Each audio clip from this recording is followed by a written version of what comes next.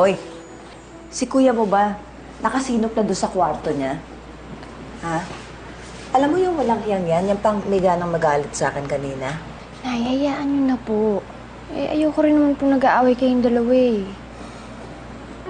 Yan naman kuya mo na yan eh. Di naman ako sinasagot niya nung bata yan, nagbinata yan. Alam mo naman na nang respeto sa akin yan, simula nung nag-asawa yun eh. Siguro kasi kinagagalitan ng asawa pagka binibigyan tayo ng pera. Ayan, kaya ganyan ka-irritable yung kuya mo na yan. Pag ako napikon dyan sa Mel na yan, kung hindi hambalusin ko yung muso niyan. Nay, tama na po. Baka marinig kayo nun. Eh, ano ngayon kung marinig ako? Okay nga lang yan marinig ako para magkasukatan na kami. Carla, may extra napkin ka ba? Dinatnan kasi ako eh. Ay, wala akong napkin, Ate Doyi. Sige. Akala ko ba period mo ngayon? Naku, mo sabihin sa akin, delayed ka ha? Ayokong mapahiya sa kuya mo. Oras na malaman ko na buntis ka, maghanda ka na sa akin, ha?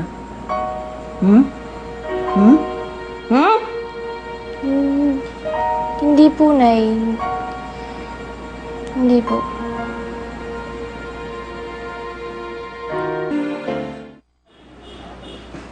Kuya. Oh, pambili ba ng gatas ng anak mo? Hindi kuya. Kuya, hingi lang sana ako ng sorry sa'yo. Kuya, pasensya na kung di ako nakapagtapos. Di ko naman talaga balak buntisin si Doyi dati. Pasensya na kuya kung na-disappoint kita.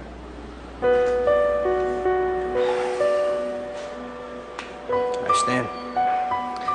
Ang akin lang naman sana maghanap ka ng trabaho. Para naman mabuhay mo yung mag-ina mo.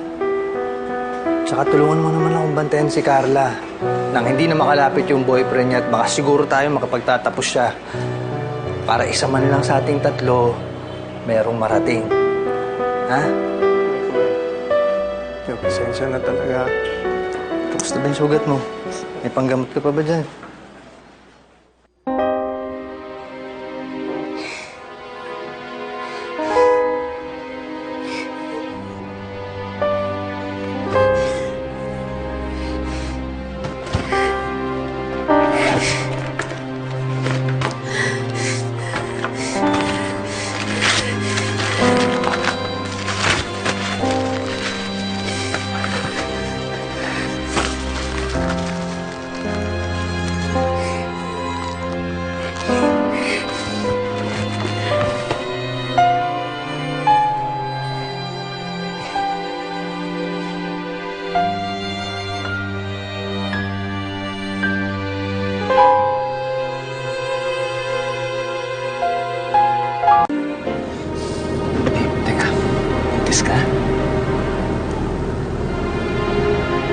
Oo nga sabi eh, pero anong gagawin natin?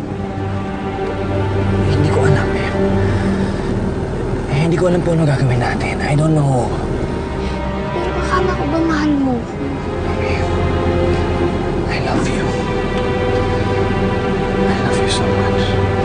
Erwin, hindi ko pa kaya magkaanak. Diyos ko. Ang bata-bata pa natin. Estudyante pa lang ako. Paano ko paninindigan yung bata? Sige nga, sabihin mo sa akin. Pero hindi naman pwedeng ako lang problema nito. Tatayo kay kuya tsaka kay nanay nito eh. Anong sasabihin ko sa kanila? I don't know. Hindi ko alam. Mahal kita.